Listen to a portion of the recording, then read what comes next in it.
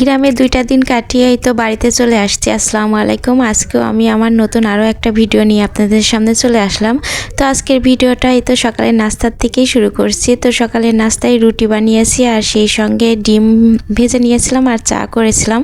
তো আমি চলে আসার সময় আমার ভাইয়ের মেয়েটাও আমার সঙ্গে এসেছে। আসলে আমি আসার সময় ও অনেক কান্নাকাটি করছিল, কিছুতেই আমাকে আসতে দেবে না। তো আমি ওকে নিয়ে চলে আসছি। আর আসলে ও এসে তো কিছুই খাওয়া দাওয়া করছে না। তো এখানে ডিম আর রুটি খাচ্ছিল আর সবসময় শুধু আলু ভাজি দিয়ে ভাত খাইছে, আর কিছুই আমি ওকে খাওয়াতে পারি নাই। তো আসলে ও আসার পরে আমি অনেক ভিডিও নিয়েছিলাম, সেই ভিডিওগুলো আপনাদের সঙ্গে শেয়ার করব, কিন্তু ভিডিওগুলো কিভাবে যে ডিলিট হয়ে গেছে আমি বুঝতে পারছি না। আমি আসছি গত পরশু বিকেলে।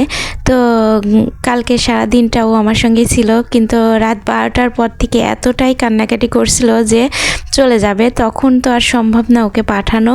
তো আসলে ও কখনোই ওর বাবাকে ছেড়ে কোথাও থাকি নাই, আর আমার ভাইটাও কখনো মেয়েকে ছাড়া থাকতে পারে না। তারপরেও আমার সঙ্গে আসছে। আসলে আমার সঙ্গে আসার জন্য না, মেন আমাকে রাখার জন্যই বেশি কান্নাকাটি করছিল। তো আমি ওকে নিয়ে আসছি।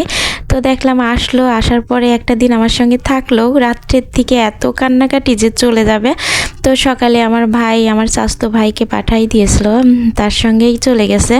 তো যার পরে আসলে অনেকটা খারাপ লাগছে যে আমাদের বাড়িতে এসে আমি ওকে এক পিস গোশও খাওয়াতে পারি নাই। কালকে গোশ ছিল, মাছ ভুনা করেছি, ইলিশ মাছ, এক পিসও আমি ওকে খাওয়াতে পারি নাই, শুধু আলু ভাজি দিয়ে ভাত খাইছে।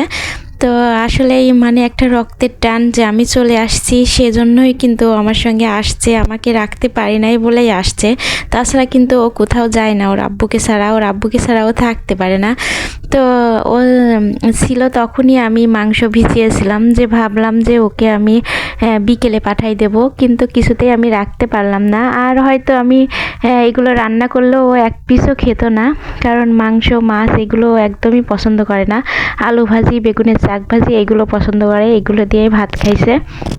আসলে ছোট মানুষ অত তো বোঝে না, আবেগেই আমার সঙ্গে চলে আসছে। আসার পরে হয়তো খারাপ লাগছে, তো খুবই কান্নাকাটি করছিল বলেই পাঠাই দিছি মানে ওই বারবার ওর আব্বুর কাছে ফোন দিচ্ছে যে আমাকে নিয়ে যাও। তো যাই হোক, চলে গেল, কিছু তো করার নাই, ও তো থাকবে না আমি জানিও, তারপরও একটা দিন ছিল, এটাই বিশাল ব্যাপার।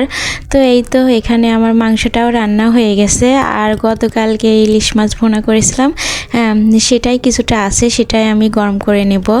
তো এই তো মাংসটা রান্না হয়ে গেছে, এখন আমি ওই মাছটাও গরম করে নিচ্ছি। তো আজকে আমার এই ছিল আমার ভিডিওটা। তো আমার ভিডিওটা কেমন লাগলো সবাই জানাবেন। তো সবাই ভালো থাকবেন।